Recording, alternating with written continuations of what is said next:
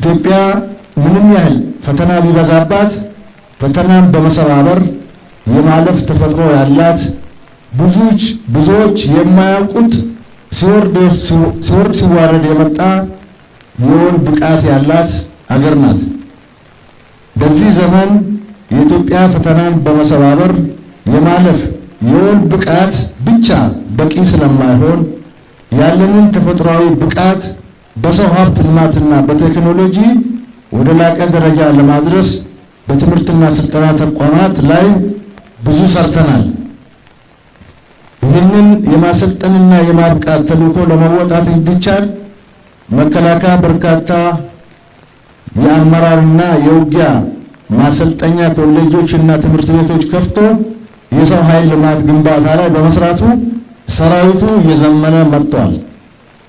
ከነዚህ የስልጠና ተቋማት ውስጥ የኢትዮጵያ ወታደራዊ አካዳሚ አንዱ ሲሆን አካዳሚው ለውትድርና ሙያ ማደግ እና መበልጸግ ከፍተኛ አስተዋጽኦ ካበረከቱት ቀደምት ወታደራዊ አመራር ትምህርት ቤቶች በግንባር ቀደምትነት የሚጠቀስ ነው። አካዳሚው ጥር 1 ቀን 1927 ዓ.ም የገነት ጦር ትምህርት ቤት በሚል ስያሜ ከተመሰረተበት ጊዜ ጀምሮ በተለያዩ ጊዜያት የተለያዩ ስያሜዎች እየተሰጡት እዚህ ደርሷል። በዚህ ረጅም ዕድሜ ዘመኑ ፈተና ሳይበግረው ከራስ በላይ ለሕዝብና ለሀገር በሚለው ጠንካራ እሴት በመጽናት ለእናት ሀገራቸው ራሳቸውን አሳልፈው የሰጡና እየሰጡ ያሉ አርበኛ መኮንኖችን ያፈራ አካዳሚ ነው።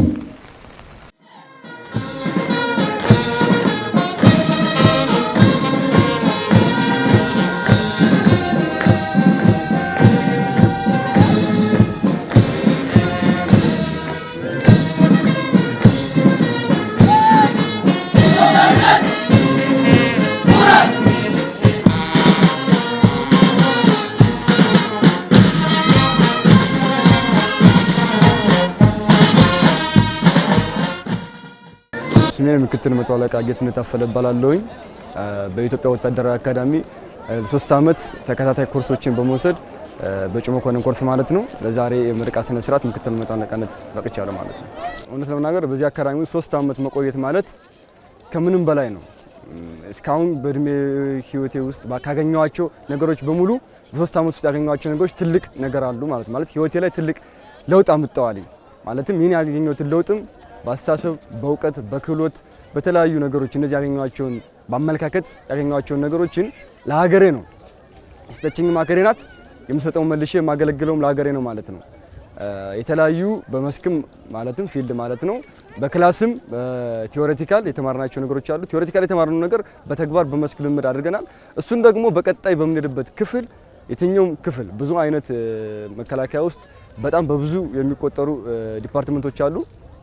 በየትኛውም ክፍል የትኛውም አሃዱ ጋር በሚሰጠን ቦታ ላይ ያገኘን እውቀትና ክህሎት በመጠቀም ኢትዮጵያ ሀገራችን ወደፊት አንድ እርምጃ የሚተራመድበትን የትኛውንም አይነት የሥራ መደብ በቁርጠኝነት በብቃት ለመስራት ዝግጁ ነው ማለት ነው። ኢትዮጵያ ከምንም በላይ መጀመሪያ ሰላም መጠበቅ መቻል አለበት። የህዝቡ ደህንነት መረጋገጥ መቻል አለበት። የሚመጣውን የትኛውንም አሻጥር ለመጋፈጥ ሙሉ ለሙሉ ዝግጁ ነው ማለት ነው። ሁላችንም በቀጣይ በምንመደብበት በየትኛውም የሥራ ዘርፍ በቁርጠኝነት በሐቀኝነት በታማኝነት በፍጹም አገልጋይነት በመስራት መጪዋን ኢትዮጵያን እንገነባለን ማለት ነው። ምክትል መቶ አለቃ ዳዊት አለኝ እባላለሁ። እዚህ የምንማረው ትምህርት ብቻ አይደለም ስልጠናም ጭምር ስለሆነ ሳይኮሎጂካል ፕሪፓሬሽን ብቻ የሚያስፈልግ ትምህርት ብቻ አይደለም ስንማር ነበር ነው። ምክንያቱም ፊዚካሊም ስትሮንግ የሆነ ሲቹዌሽን ውስጥ ነው የምንሰለጥነው። ስለዚህ በጣም ስልጠና ደስ የሚል ነበረ። ያው ፈታኝም ነበረ፣ ከባድም ነበረ።